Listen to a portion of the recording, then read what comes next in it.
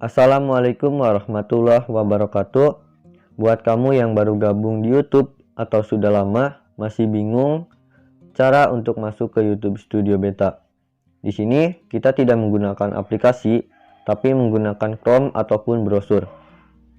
Nah, sebelum lanjut ke tutorialnya, alangkah baiknya subscribe channel ini biar berkembang.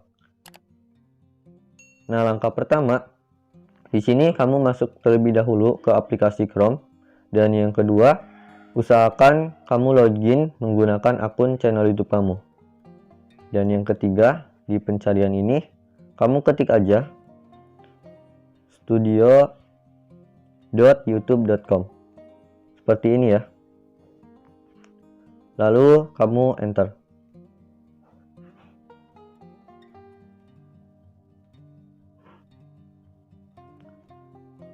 Nah, maka kita akan diarahkan langsung ke YouTube Studio Beta.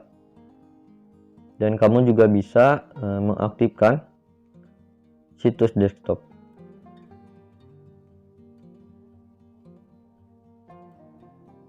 Nah, seperti ini ya. Sangat mudah kan? Semoga tutorial ini membantu dan bermanfaat. Terima kasih sudah nonton video ini. Wassalamualaikum warahmatullahi wabarakatuh.